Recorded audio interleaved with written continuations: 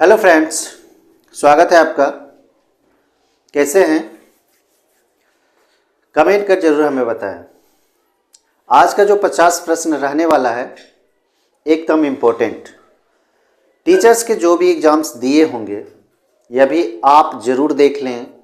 GS के सवालों को ढेर सारे सवाल जो भी क्वेश्चंस आए हैं लड़े हैं सीधे सीधे, इसलिए विश्वास और मेहनत ज़रूर करें।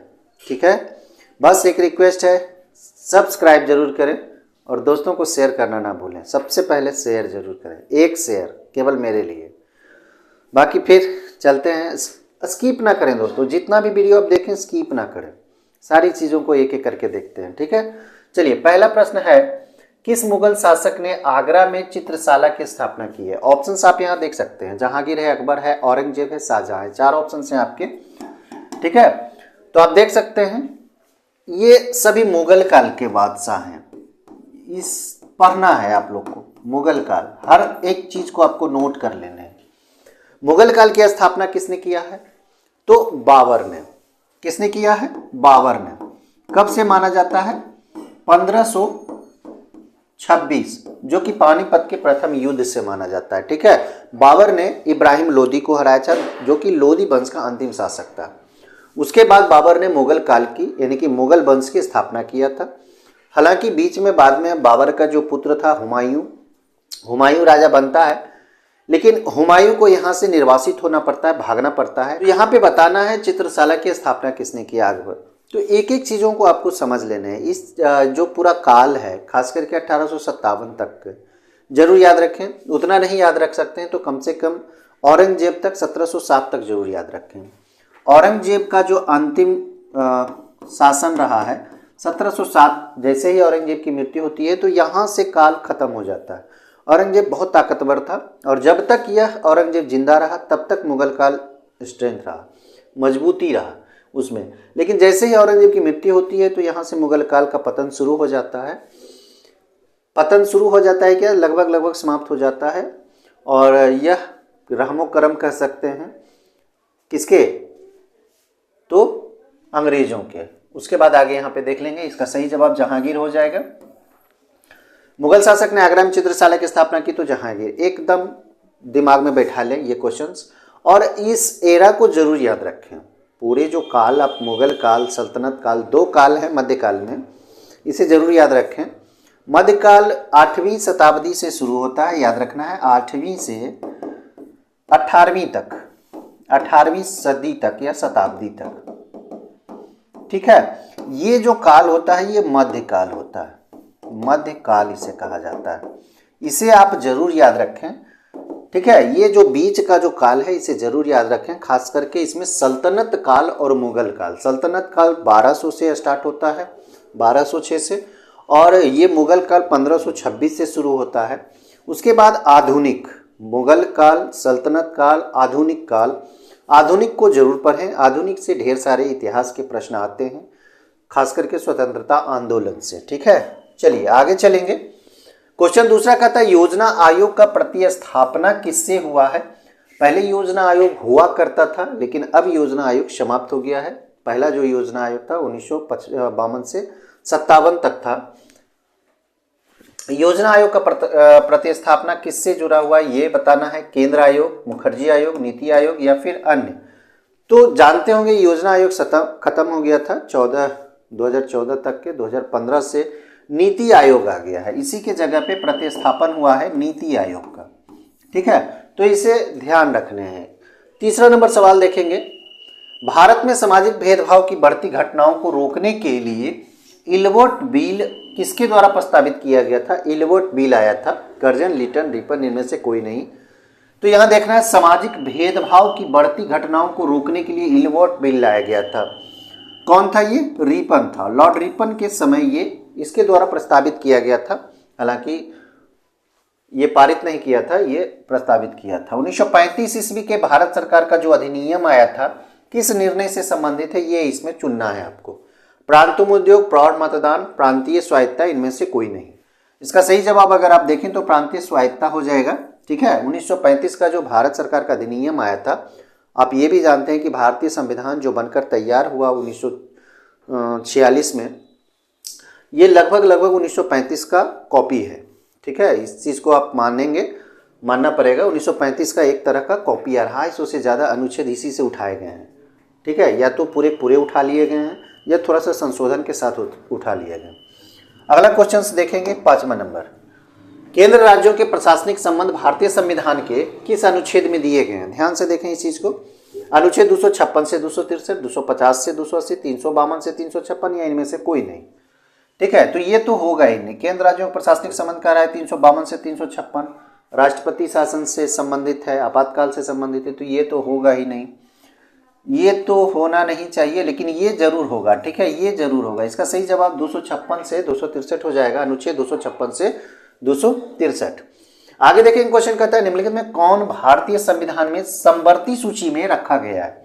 समवर्ती सूची 3 सूची होते हैं। एक राज्य सूची का विषय होता है, राज्य सूची। ठीक है, इसका वर्णन संविधान में किया हुआ है, अनुच्छेद 7 में है। ठीक है, राज्य सूची हो गया, एक हो गया समवर्ती सूची। समवर्ती सूची होता है एक, और एक जो लास्ट होता है वो होता है संघ सूची। ठीक है, संघ सूची। सबका अलग अलग विषय है, सबको कैटेगरी वाइज किया गया है। राज्य जो सूची है, समवर्ती सूची है, संघ सूची है, कुछ कुछ को याद करना पड़ेगा। या यूं समझ लें, आप समझ लें कि राज्य सूची यानी कि राज्य जिस पर कानून बना सकता है। समवर्ती सूची में जिस पर सरकार भी कानून बना सकता है, राज्य सरकार भी कानून बना सकता है, दोनों का बराबर हक है। संघ सूची में केवल संघ इस पर विषय, संघ के विषयों पर यानी कि उन विषयों पर कानून बना सकता है जो संघ सूची के अंदर आते हैं। जैसे जनसंख्या नियोजन तथा परिवार नियोजन, ये जो आप देख सकते हैं, इस पर जो भी कानून बनेगा ये किसके अंतर्गत आएगा? समवर्ती सूची। यानी कि राज्य सरकार भी इस पर फैसला ले सकती है, संघ सरकार भी इस पर फैसला ले सकती है। ठीक है, तो ये सारी चीज़ों को आपको समझना होगा। इन छोटी छोटी चीज़ों को समझें और इम्पोर्टेंट है ये सारी चीज़ें। राष्ट्रपति देश में आपात स्थिति की घोषणा निम्नलिखित में से किससे लिखित परामर्श प्राप्त करने के बाद ही कर सकता है?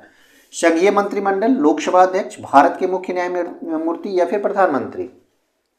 देखिए, यहाँ पे ये समझने वाली बातें हैं कि ये जो क्वेश्चंस आप देख रहे हैं, राष्ट्रपति जब देश में आपात स्थिति आता है, आपात स्थिति कहने का मतलब है 352 से 356। आप अभी तुरंत आपने देखा, बाह्य आक्रमण हुआ, अंदरूनी कोई सशस्त्र विद्रोह किसी ने किया, कोई समूह ने किया, या फिर सेना का सशस्त्र विद्रोह भी कह सकते हैं, तो वैसी स्थिति में आपात की घोषणा होती है। या फिर वित्तीय आपात भी होता है। तो ऐसी स्थिति तो अभी तक नौबत नहीं हुई है भारत में, लेकिन 3 बार आपातकाल लगाए गए हैं भारत में, आपको पता होगा। ठीक है, तो 3 बार जब आपातकाल लगे तो उस समय क्या किया जा सकता है? किसके समर्थन के बाद यानी कि परामर्श के बाद ये आपात लगाएगा या स्थिति की घोषणा करेगा? यानी कि राष्ट्रपति अपने सक्षम नहीं है कि वो ये घोषणा कर सकता है या फिर कोई एक्शन ले सकता है। इसके लिए उसे क्या करना पड़ेगा? संघीय मंत्रिमंडल का जो परामर्श होगा वही उसको फॉलो करने हैं। राष्ट्रपति को फॉलो क्या करना है? संघीय मंत्रिमंडल का जो भी फैसला होगा, जो भी प्रस्ताव आएगा, उसी चीज को क्या कर देना है? घोषणा सिर्फ करना है, बाकी का काम संघीय मंत्रिमंडल करेगा। ठीक है, तो इस चीज को समझना है। तो ये अगर आप समझ गए तो आसानी से इन सारे प्रश्नों को बना सकते हैं। आगे देखेंगे, संविधान सभा के सम्मुख किसने संविधान की प्रस्तावना प्रस्तावित की थी? सुभाष चंद्र बोस, जवाहरलाल नेहरू, स्वामी सहजानंद या फिर महात्मा गांधी? ये प्रश्न हम करवा चुके हैं, बस प्रश्न जो है थोड़ा सा घुमा के पूछ दिया गया है। अब बताइए, सुभाष चंद्र बोस, पंडित जवाहरलाल नेहरू। तो संविधान सभा का सबसे पहला बैठक जो हुआ था उसको जरूर आप याद रखें, 9 दिसंबर को। 9 दिसंबर 1946 ईस्वी को सबसे पहला बैठक हुआ था। याद रखना है इस चीज को, 9 दिसंबर 1946 को पहला बैठक हुआ था। और दूसरा हुआ था 11 को। ठीक है, 11 को हुआ था। तीसरा जो हुआ था 13 को हुआ था। तो 9 दिसंबर को जो पहला बैठक हुआ था उसमें अस्थायी अध्यक्ष के रूप में सच्चिदानंद सिन्हा को चुना गया था। 11 दिसंबर को जो पहला बैठक हुआ, दूसरा बैठक हुआ था, उसमें डॉक्टर राजेंद्र प्रसाद को अस्थायी अध्यक्ष के रूप में चुन लिया गया था। 13 दिसंबर 1946 को जो बैठक हुआ था उसमें प्रस्तावना के लिए, ठीक है, प्रस्तावना प्रस्तुत किया था। प्रस्तावना के लिए अपना प्रस्तुत कह सकते हैं कि प्रस्तावना का प्रस्तुतिकरण किया था किसने? जवाहरलाल नेहरू के द्वारा। तो ये तो हम बताए थे। तो ये पंडित जवाहरलाल नेहरू हो जाएंगे। पंडित जवाहरलाल नेहरू प्रस्ताव लाए थे 13 दिसंबर 1946 का वो समय था। ठीक है, आगे देखेंगे 9वां नंबर, स्थानीय एमपी मेंबर ऑफ पार्लियामेंट इन्हें कहा जाता है। MLA member of legislative assembly इसे कहा जाता है। इसे जरूर याद रखें, जैसे कि एमपी मतलब क्या होता है, एमएलए मतलब क्या होता है, एमपी एमएलए। एमपी मतलब क्या होता है, मेंबर ऑफ पार्लियामेंट। एमएलए मतलब क्या होता है, मेंबर ऑफ लेजिस्लेटिव असेंबली, यानी कि विधानसभा के सदस्य। और ये हो गया सांसद। ठीक है, लोकसभा के यानी कि पार्लियामेंट सांसद जो होते हैं उसे एमपी बोला जाता है। ठीक है, तो ये दोनों निम्नलिखित में से किसके पदेन सदस्य होते हैं, सदस्य, यहाँ तक कि अध्यक्षता भी करते हैं, जिला परिषद के, पंचायत समिति के, ग्राम पंचायत के, या फिर सभी। तो इसका सही जवाब हो जाएगा पंचायत समिति के ये पदेन सदस्य होते हैं। जहाँ के भी ये होते हैं उससे संबंधित होते हैं। आगे देखेंगे क्वेश्चन 10वां, किसी राज्य के राज्यपाल को निम्नलिखित में किसकी शक्ति नहीं है। अब यहाँ पे शक्ति की बात हो रही कि राज्यपाल को कौन सी शक्ति इसमें नहीं है, ये देख लेना है। विधानसभा को भंग करने की शक्ति तो है, ये भंग कर सकता है। विधानसभा स्थगित करने की ये शक्ति इसके पास नहीं होता है। स्थगित करने की शक्ति किसके पास होता है, अध्यक्ष के पास होता है। विधानसभा बुलाने की ये तो हो सकता है, विधानसभा का सत्रावसान करने की ये भी हो सकता है, लेकिन विधानसभा स्थगित करने की शक्ति इसके पास नहीं होती है। उसका निर्णय अध्यक्ष करता है। राज्यसभा कब भंग होती है, ध्यान से देखें, 4 साल बाद, 6 साल बाद, संकट काल में कभी नहीं। कभी भी ये दिमाग में मत लाइएगा कि 6 साल के बाद राज्यसभा भंग हो जाता है। उसका जो सदस्य होता है, सदस्य का कार्यकाल होता है 6 वर्ष। इसका मतलब ये नहीं कि 6 वर्ष के बाद राज्यसभा भंग हो जाएगा, नहीं, ये अस्थाई सदन होता है। इसे अस्थाई सदन कहा जाता है, अस्थाई सदन, उच्च सदन भी कहा जाता है, उच्च सदन भी कहा जाता है। ठीक है, अस्थाई सदन होने का मतलब ही है कि इसे भंग नहीं किया जा सकता, तो कभी नहीं इसका सही जवाब हो जाएगा। ठीक है, राज्यसभा कब भंग हो सकती है, कभी नहीं। अस्थाई सदन है, इसे भंग नहीं किया जा सकता है। कार्यकाल जो होता है सदस्यों का वो 6 वर्षों के बाद समाप्त होता है। अब 15वीं लोकसभा का जो चुनाव हुआ उसमें अनुसूचित जाति, जिसको हम लोग एससी बोलते हैं, कि उम्मीदवारों के लिए कितने स्थान आरक्षित है ये बताना है, कितना कोटा रिजर्व है। था, हो चुका भाई ना, तो ये था 80, 77, 41, 84, तो ये 84 था, 84 था। ठीक है, जितने भी आप जानते हैं लोकसभा में कितने सदस्य होते हैं, राज्यसभा में कितने सदस्य होते हैं, आप जरूर कमेंट करें। इतना छोटा छोटा चीज़ तो हम बताएंगे, लेकिन तुरंत बताएंगे ये ज़रूरी नहीं है। कमेंट करके आप हमें ज़रूर बताएं। अगर आप पूरा वीडियो देखते हैं, लगातार वीडियो देख रहे हैं, तो कमेंट जरूर करें। कमेंट करके हमें ज़रूर बताएं कि लोकसभा में सदस्यों की संख्या कितनी होती है। जो निर्वाचित होते हैं, ध्यान देना है, जो निर्वाचित होते हैं, मनोनयन वाला नहीं, जो निर्वाचित होते हैं। उसी तरह से राज्यसभा में जो मनोनयन होता है 12 सदस्य, उसको छोड़ के जो निर्वाचित होते हैं, ठीक है, उसका संख्या हमको बताइए। कौन सी धारा संसद तथा राज्य विधानमंडलों में अनुसूचित जातियों के लिए सीटों का आरक्षण बताती है? धारा 23, धारा 17, धारा 29/2, धारा 330 और 32। बहुत आसान है ये, 330 और 32। ये क्या करता है, विधानमंडल में, संसद में और विधानमंडल, विधान तो राज्य में हो गया विधानमंडल, और संसद ये देश का हो गया। अनुसूचित जातियों के लिए सीटों का आरक्षण बताती है। तो आरक्षण कहाँ है वर्णित? 330 और 332 में। इसे जरूर ध्यान में रखें, ठीक है। चलिए अगला क्वेश्चन देखेंगे हम लोग। पंचायती राज प्रणाली में महिलाओं के लिए कितनी प्रतिशत सीटें आरक्षित है? शुरू से आरक्षित है। 50, 47, 33, 37%। कभी भी ये दिमाग में मत रखिएगा कि 50% है। ये बिहार में है, बिहार में 50% है, और भी कुछ राज्य बिहार की देखा देखी किया है, लेकिन ये जो पहले से आरक्षित है ये 33%, ये हाईलाइट किया हुआ है, ठीक है। 33% है पंचायती राज प्रणाली। महिलाओं के लिए कितने प्रतिशत सीटें आरक्षित है? 33%। आगे देखेंगे निम्नलिखित कौन सा राज्य का घटक नहीं है? क्या राज्य का घटक होना चाहिए, नहीं होना चाहिए, ये बताना है। सत्ता, जनता, भूभाग, शासन।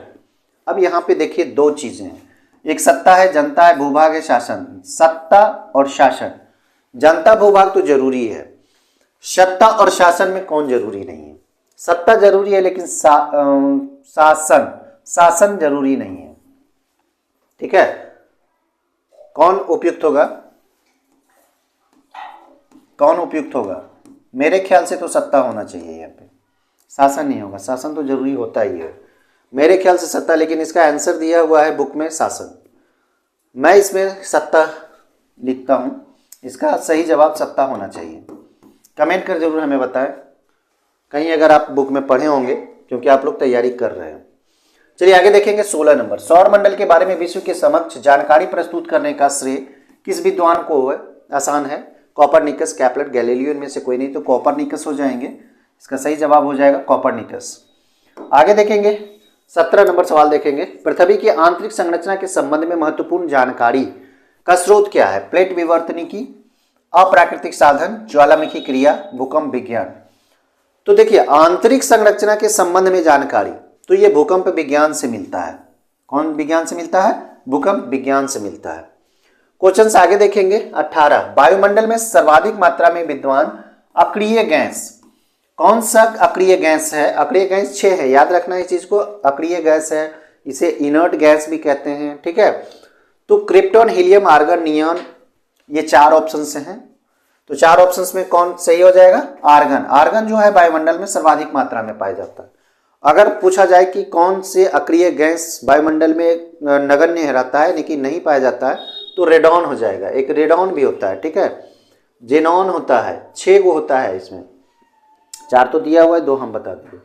लोएस पठार स्थित है भारत, जापान, रूस या फिर चीन? 4 ऑप्शन हैं आपके। तो लोएस पठार बताना है कि कहाँ स्थित है। तो लोएस पठार आप लोग पढ़े होंगे चीन में स्थित है। लोएस का पठार कहाँ स्थित है? चीन में। तिब्बत का पठार तो आप जानते हैं, पामीर का पठार जानते हैं। शांत पेटी किस रेखा के दोनों ओर पाई जाती है? कर्क रेखा, भूमध्य रेखा, मकर रेखा, इनमें से कोई नहीं। हमें लगता है ये क्वेश्चन हम करवाए हैं। शांत पेटी किस रेखा के दोनों ओर पाए जाते हैं? ग्लोब है, ठीक है। अरे यार हमसे कभी गोल होता ही नहीं, ठीक है। चलिए ये बीच वाला जो रेखा होता है इसे विषुवत रेखा कहते हैं या फिर भूमध्य रेखा कहते हैं। बाकी इसे अंशांश रेखा भी कह सकते हैं, क्योंकि सभी जो पड़ी रेखा होती है इसे अंशांश रेखा ही कहते हैं। ये जो रेखा होती है इसे हम देशांतर रेखा कहते हैं, ठीक है। ये रेखा देशांतर हो गया, ये रेखा अंशांश रेखा हो गया। इसका जो 23.5 डिग्री 23.5 डिग्री इधर साढ़े, और यहाँ पूछ रहा शांत पेटी, तो ये वाला जो क्षेत्र होता है भूमध्य रेखा के दोनों ओर, ये क्या कहलाता है? भूमध्य रेखा। यहाँ पे सही जवाब हो जाएगा। ये शांत पेटी के नाम से जाना जाता है।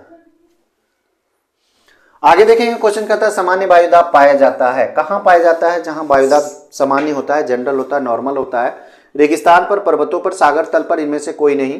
तो सामान्य वायुदाब जो होता है वो सागर तल पर होता है। सामान्य वायुदाब कहाँ पाया जाता है? सागर तल पर। क्वेश्चन है उच्च दाब क्षेत्र से भूमध्य सागर की ओर चलने वाली पवनें होती है। कौन होती है? व्यापारी पवनें, पछुआ पवनें, समुद्री पवनें या फिर इनमें से कोई नहीं। 4 ऑप्शन हैं आपके।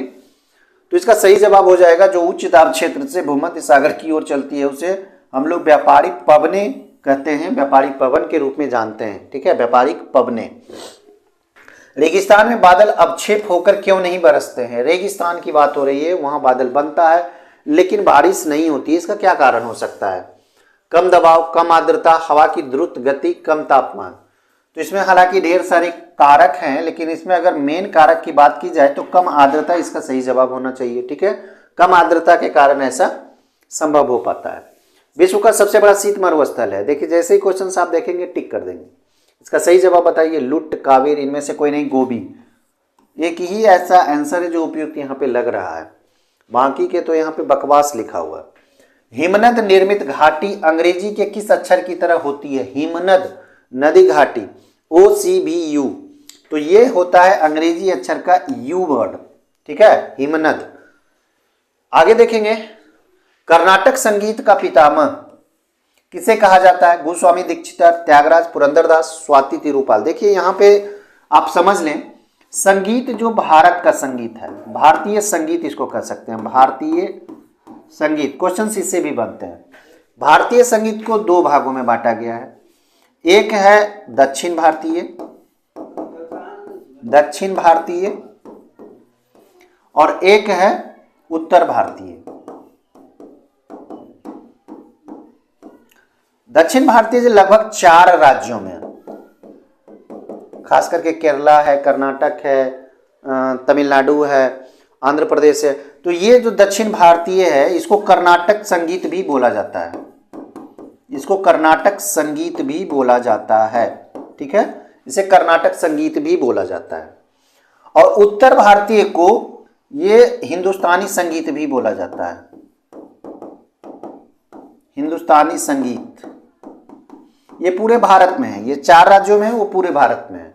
यहां तक कि बांग्लादेश हो गया, पाकिस्तान हो गया, ठीक है, भारत पाकिस्तान, और कह सकते हैं कि हाँ, भारत पाकिस्तान बांग्लादेश, इन सारे जगहों पर भी उत्तर भारतीय हिंदुस्तानी संगीत ही चलता है, ठीक है।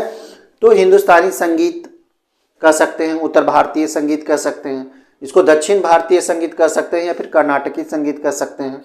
तो भारतीय संगीत 2 तरह के होते हैं। यहाँ पे पूछा जा रहा है कि कर्नाटक संगीत का पितामह, तो ये पुरंदरदास को माना जाता है। कौन है? पुरंदरदास। याद रखना इस चीज को। आगे देखेंगे, ताजमहल की डिजाइन तैयार करने वाला वास्तुकार कौन था? इस्माइल है, उस्ताद ईसा है, या फिर मोहम्मद हुसैन है, शाह अब्बास है। तो ताजमहल का जो डिजाइन तैयार किया था ये थे उस्ताद ईसा, ठीक है। इन्हीं की देखरेख में, ये जो वास्तुकार थे, इन्हीं की देखरेख में ये सारा डिजाइन तैयार किया गया था। वियना सम्मेलन कब हुआ था? 1915, 1820, 1520। हालांकि देखिए ये कोई भी समय आप देख रहे हैं सही नहीं है। वियना सम्मेलन जो हुआ था वो लगभग 1815 के आसपास हुआ था, यानी कि 14-13 ये में हुआ था। 15 को समाप्त हो गया था ये, ठीक है। तो 18 से 15 इसका सही जवाब होना चाहिए। आगे देखेंगे क्वेश्चंस। किस वर्ष में म्यांमार भारत से अलग हुआ था? ये तो आसान है, आप इसे बता सकते हैं। 1950, 47, 37, 1950, दो ऑप्शन है 50, तो 50 तो होगा नहीं। 1947, 1937, 47 में सिर्फ पाकिस्तान अलग हुआ था, तो आपका जो सही जवाब बच जाता है 1937 है। तो कुछ तर्क के अनुसार भी आप हटा सकते हैं, कुछ जानकारी के अनुसार हटा सकते हैं, कुछ याद है तो बना सकते हैं। चौरी चौरा कांड किससे संबंधित है? असहयोग आंदोलन, सविनय अवज्ञा, स्वदेशी, जालियांवाला बाग। तो देखिए चौरी चौरा जो कांड हुआ था वो असहयोग आंदोलन से संबंधित है। कौन आंदोलन था? असहयोग आंदोलन। कारण है कि चौरी चौरा जो कांड हुआ था 1922 में हुआ था। 1922 ईस्वी में हुआ था चौरी चौरा कांड। चौरी चौरा कहाँ है? तो ये यूपी में है, यानी कि उत्तर प्रदेश में है, गोरखपुर में चौरी चौरा एक जगह है, ठीक है, जहां थाना में आग लगा दिया गया था। ढेर सारे पुलिसकर्मी लगभग 28 की संख्या में जल गए थे, जिंदा जल गए थे उसमें। तो 1922 ईस्वी में घटना घटी थी। यूपी के गोरखपुर में है चौरी चौरा। असहयोग आंदोलन हुआ था 1920 से 22 में, ठीक है, 22 में ही इसे समाप्त माना गया था। 22 के 12 फरवरी को इसको समाप्त की घोषणा की गई थी। 12 फरवरी को समाप्ति की घोषणा की गई थी। यही चौरी चौरा के कारण महात्मा गांधी ने इसे बंद किया था 12 फरवरी को। तो 12 फरवरी 1922 को यह समाप्त हो गया था। सविनय अवज्ञा हुआ था 1930 ईस्वी में, तो ये तो आंसर होगा ही नहीं। स्वदेशी आंदोलन 1905 ईस्वी, बंगाल विभाजन के चलते हुआ था स्वदेशी आंदोलन, बंग आंदोलन भी इसे कहा जाता है। जालियांवाला बाग जो कांड हुआ था ये 1919 ईस्वी में हुआ। तो यहाँ पे दिमाग लगाना है कि चौरी चौरा जो कांड हुआ था 1922 में हुआ था, तो जाहिर सी बात है असहयोग आंदोलन 1922 से संबंधित है। तो इस तरह से आपको मिलान करने हैं और समझने हैं, ठीक है।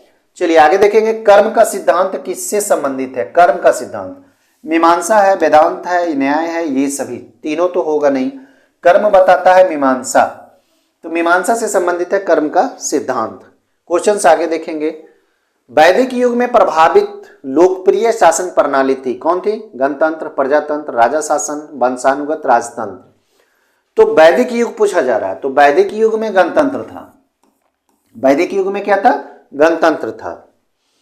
क्वेश्चन आगे है 33। कौन सा वेद असंतः गद्य रूप में भी रचित है? ध्यान से क्वेश्चंस को समझ लें। गद्य रूप में, गद्य और पद्य दोनों रूप में है ये। ऋग्वेद, सामवेद, अथर्ववेद, यजुर्वेद। वेद कितने हैं? तो 4 हैं। ये चारों जो हैं ये इसे वेद कहते हैं। कितने हैं? 4 हैं। अब सबसे पुराना वेद ये भी पूछ लिया जाता है कि सबसे पुराना वेद कौन है? सबसे पुराना वेद, ठीक है, कौन हो गया? ऋग्वेद। सबसे बाद का, यानी कि सबसे लास्ट में जो बना है उसे हम लोग अथर्ववेद कहते हैं, सबसे बाद का। अब सामवेद को क्यों हम लोग जानते हैं? तो संगीत का जनक इसी वेद को कहा गया है। संगीत का जनक कौन सा वेद है? सामवेद है। अथर्ववेद तो हम देख लिए। यजुर्वेद का जो मेन पॉइंट है, ये गद्य और पद दोनों रूप में यजुर्वेद है। अथर्ववेद को एक और कारण से जाना जा सकता है कि जितने भी मंत्र और टोटके हैं, जितने भी मंत्र के बारे में आप देख सकते हैं, ये अथर्ववेद में वर्णित है। अथर्ववेद में गद्य पद तो ये हो गया, सामवेद संगीत का जनक हो गया, ऋग्वेद सावित्री और भी ढेर सारी चीज़ें हैं। सावित्री शायद के बारे में लिखा गया है ऋग्वेद में, तो इस चीज़ को पढ़ने हैं। ठीक है, आगे 34 देखेंगे। पाली ग्रंथों में गांव की मुखिया को क्या कहा जाता था? पाली ग्रंथों में ग्राम भोजक, ग्रामपति, मुखिया, इनमें से कोई नहीं, तो इसे ग्राम भोजक के रूप में जाना जाता था। पाली ग्रंथों की हम बात कर रहे हैं और गांव के मुखिया को भोजक बोला जाता था। बाणभट्ट किस सम्राट के राज दरबारी कवि थे? कनिष्क, कुमारगुप्त, हर्षवर्धन, इनमें से कोई नहीं। ये दक्षिण बाणभट्ट समझ सकते हैं कौन थे? हर्षवर्धन के राज दरबारी थे। ठीक है, बाणभट्ट किसके राज दरबारी थे? हर्षवर्धन के। बाल विवाह की प्रथा प्रारंभ हुई थी गुप्त काल में, कुषाण काल में, मौर्य काल में, इनमें से कोई नहीं। 4 ऑप्शन से आप, तो बाल विवाह की प्रथा जो शुरू की गई थी ये गुप्त काल में शुरू की गई थी, यहीं से माना जाता है। मंदिर बनाने की प्रथा भी यहीं से शुरू की गई थी। दान देने की ज़्यादातर घटनाएं यहीं से मिलती है। सबसे ज़्यादा सिक्के जो ढाला गया था गुप्त वंश में ही ढाला गया था। गुप्त वंश भी चरमोत्कर्ष पर था। इसे कह सकते हैं कि जितने भी कला के बारे में गुप्त कला को बहुत बड़ा संज्ञा प्राप्त है। ठीक है, भीमबेटका का किसके लिए प्रसिद्ध है? खनिज, सोन नदी का उद्गम स्थल, गुफाओं के शैल चित्र। तो इसका सही जवाब गुफाओं के शैल चित्र ही होगा। भीमबेटका का इसीलिए प्रसिद्ध है, भीमबेटका इसको बोला जाता है। निम्नलिखित में कौन सा एक प्राचीन भारत में व्यापारियों का निगम था? परिषद है, मणिग्राम है, अष्टदिग्गज है, इनमें से कोई नहीं। तो 4 ऑप्शंस में से आप देख सकते हैं कि मणिग्राम इसका सही जवाब हो जाएगा। ठीक है, प्राचीन भारत में व्यापारियों का निगम मणिग्राम था। क्वेश्चन 39 है, पुरुषपुर निम्नलिखित में किसका दूसरा नाम है? बहुत इंपॉर्टेंट है, बार बार परीक्षाओं में पूछे जाते हैं ये। पाटलिपुत्र, पंजाब, पेशावर, घटना। तो ये पेशावर आधुनिक नाम है, इसे पुरुषपुर कहा जाता था। ठीक है, कनिष्क की राजधानी भी ये थी। कृष्णदेव राय ने निम्नलिखित में से किसके साथ मैत्रीपूर्ण संबंध रखे थे? फ्रेंच, ब्रिटिश, पुर्तगाली या फिर डच? 4 ऑप्शन हैं आपके, तो 4 ऑप्शन में से आपका सही जवाब क्या होना चाहिए? तो पुर्तगाली, कृष्णदेव राय पुर्तगाली के साथ मैत्रीपूर्ण संबंध रखा था। कृष्णदेव राय को आप जानते होंगे। आर्थिक क्रियाओं का उद्देश्य होता है, आर्थिक क्रियाओं का जीविकोपार्जन, मनोरंजन या फिर दोनों? इनमें से कोई नहीं भी ऑप्शंस हैं। तो जीविकोपार्जन तो है ही, साथ साथ मनोरंजन भी है, तो ए और बी दोनों इसका सही जवाब हो जाएगा। आर्थिक क्रियाओं का जो मुख्य उद्देश्य है वो क्या है? जीविकोपार्जन है, साथ साथ मनोरंजन भी है। भारत में राष्ट्रीय आय की गणना के लिए सर्वमान्य प्रमाणित संस्था, राष्ट्रीय आय, तो नीति आयोग, राष्ट्रीय विकास परिषद, केंद्रीय सांख्यिकी संगठन, इनमें से कोई नहीं। तो CSO इसको बोला जाता है, तो केंद्रीय सांख्यिकी संगठन इसका सही जवाब हो जाएगा, जो कि राष्ट्रीय आय की गणना का सर्वमान्य प्रमाणित संस्था है। 43 है, श्वसन की अभिक्रिया में खाद्य पदार्थों की परिणति क्या होती है? परिणति, अब यहाँ पे 4 ऑप्शन है आपका, विघटन है, दहन है, परिवर्तन है, संश्लेषण है, 4 ऑप्शन है। तो जब श्वसन की अभिक्रिया होती है तो वैसी स्थिति में खाद्य पदार्थों का विघटन होता है। क्या होता है? विघटन होता है। दोस्तों वीडियो को स्किप ना करें, पूरा देखें और हो सके तो ज़्यादा से ज़्यादा शेयर करें। शेयर करेंगे तभी यह चैनल आगे बढ़ेगा। यह आपका चैनल है और जितना हो सके चैनल को सब्सक्राइब करें, वीडियो को सब्सक्राइब करें, और जितना ग्रोथ होगा यह उतना मेहनत करेगा।